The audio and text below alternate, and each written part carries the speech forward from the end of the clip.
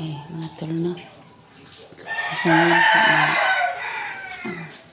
dito po ako ngayon mga tol. Nagluluto ng aming pagkain mga tol. Kaya sayang po sana para makakain si Janjan at saka yung anak ko po. Kaya naghanda po ako ng aming pagkain.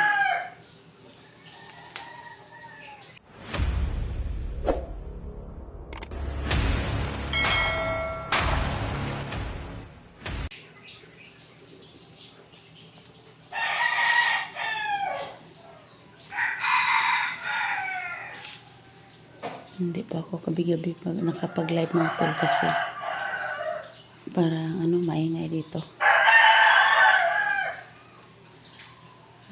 Pasensya na po sa nung nasasabi na magla-live ako. Nasasabi na magla-live ako tol kasi po maingay dito sa sa amin sa paligid kapitbahay na Kaya sa ngayon, mag-update lang muna ako kay Janjan. Mamaya-maya po is magluluto po ako ng aming ulam.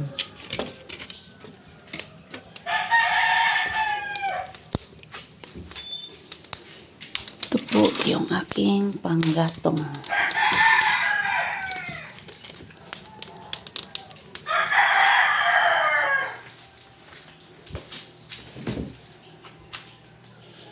Ito naman po yung ko.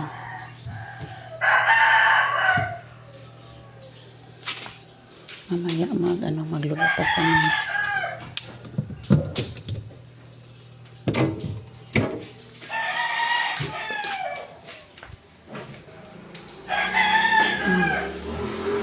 ito naman po mga tol. Magluluto po ako ngayon tol ng gulay na sayote. Ito. Maya po pagkatapos ko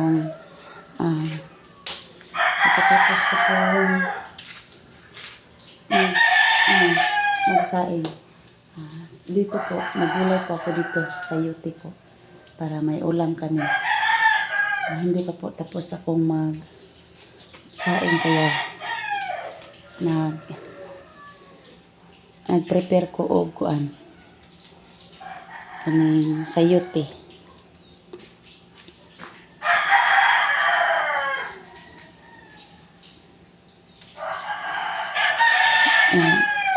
Yun lang po yung ulam namin dito. Sayote, yung mga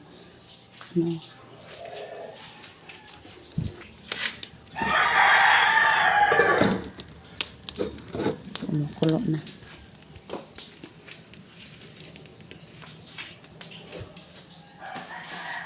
Kasi dito mga guys, lang kahit konti lang tol para may kami dito. May mga naman ako dyan sa gilid ng bahay ko, may mga galaw na talbos ng kamote. Yan lang po. At saka malunggay. Kahit lang, basta maulam naman ito.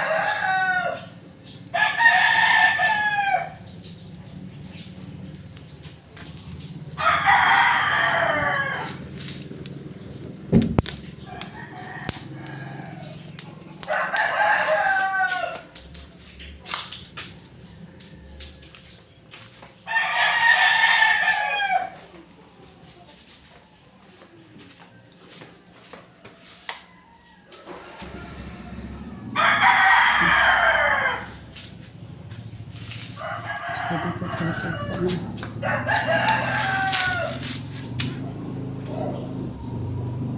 naghanda po ako ng aming pagkain at saka ulam ngayon para magkakain na yung mga bata. Anak ko tulog pa.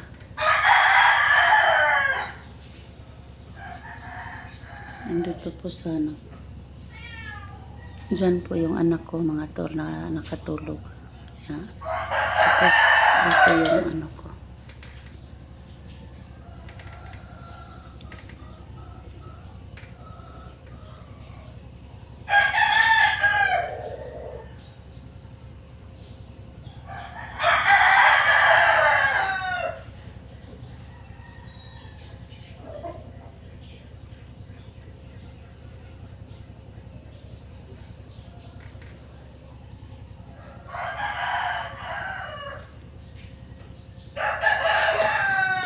Tingnan natin yung aking ano. Dito lang ako sa loob ng kwarto.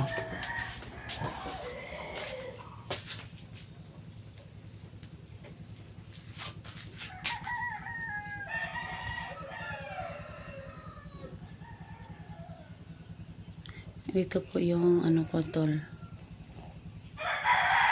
May ano naman, may naglakaw-lakaw na ano, manok sa labas.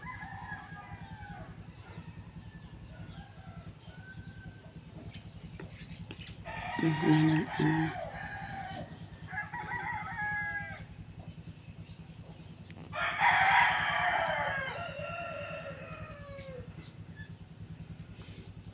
May naglakaw-lakaw na manok. Dito po yung ano ko, tol, yung kwarto. Ayan.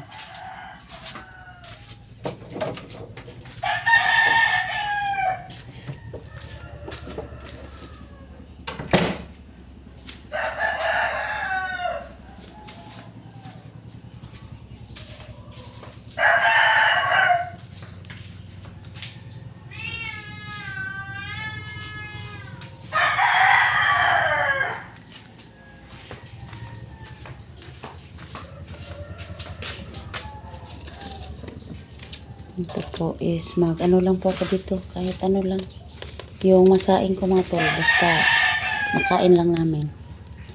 Magsaing ako ng kamuti, saging. Pag may pera ako, makabili ako ng mga ano.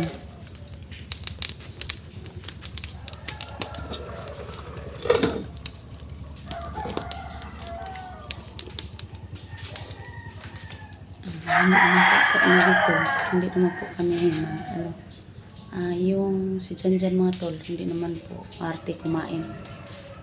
Masaya na siya, nakakain siya raw ng ano,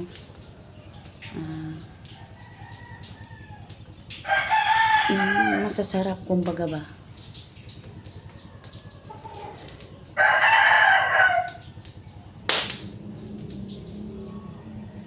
Yun na yung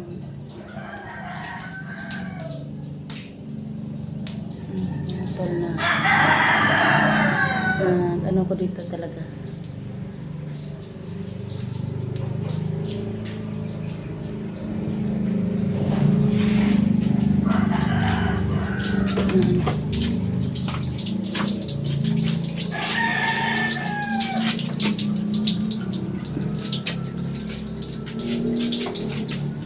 Paano pa ako na pundo ko tubig.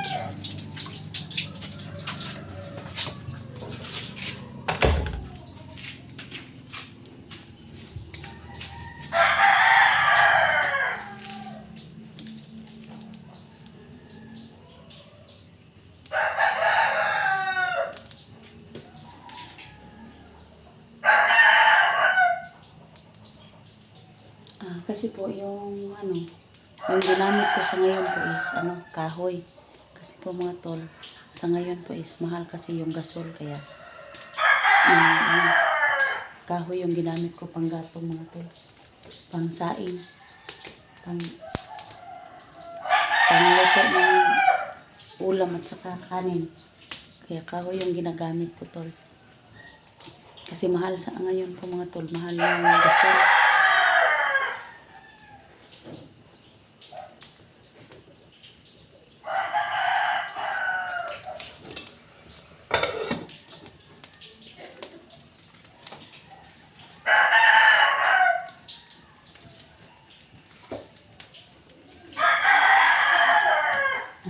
Maya lang po mga tol, luluto na ako maya ng ano, gulay. sayote, no? Sobrang laki na. Yan po. Sobrang laki ng mga sayote dito sa amin.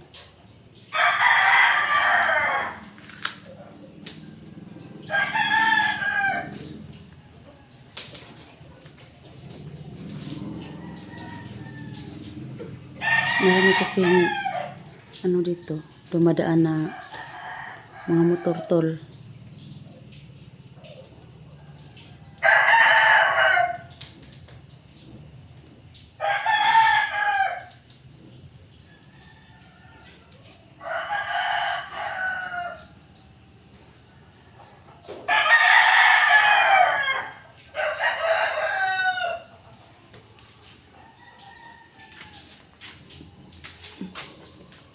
Maghintay lang ako mga tol na makaraos din kami ni yung kaming tatlo na po ni yung anak ko at saka ni Jan mga tol. Baka makapunta kami ng bayan mga tol. Baka may gustong tumulong dyan sa Jan po pambili ng gamit niya tol. Kaya wala naman po ako malaking pera na gastusan ko lahat si Jan. Baka may gustong tumulong na pambili ng kanyang mga gamit mga tol. Kaya baka sa susunod siguro na araw makabili na ako sa kanya ng mga damit at saka mga gamit niya tol.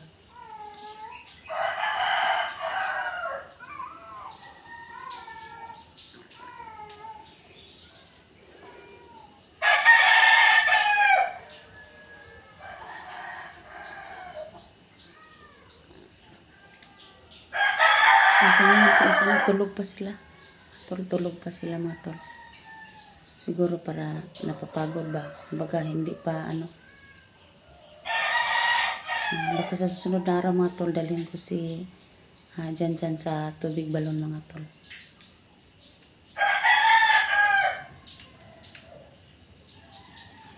Kasi mga tol obserbaran ko mabait naman talaga yung bata na yan. Kaya pinagmasdan ko siya palagi. Minsan po inuutosan ko po. Pero naman siya. Hindi naman siya magreklamo. Yung anak ko niya.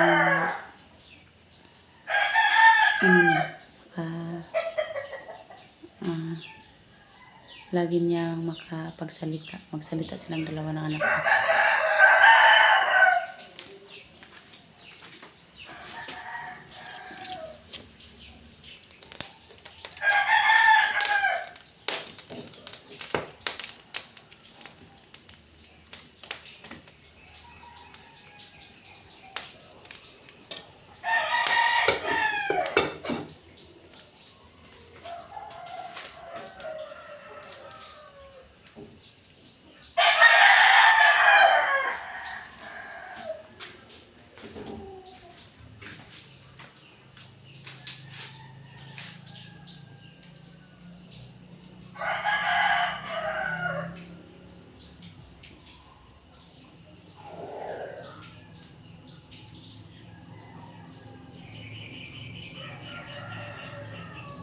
Marami yung likod ng bintana namin is ang harap niyan kalsada na, kaya maraming nakadaan sa maraming dumadaan ng mga motor dito to.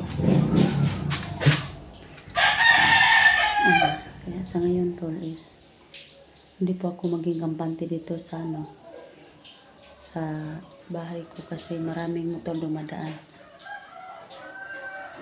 Baka lang yung dati hindi ilang araw nakalako kalabas ba.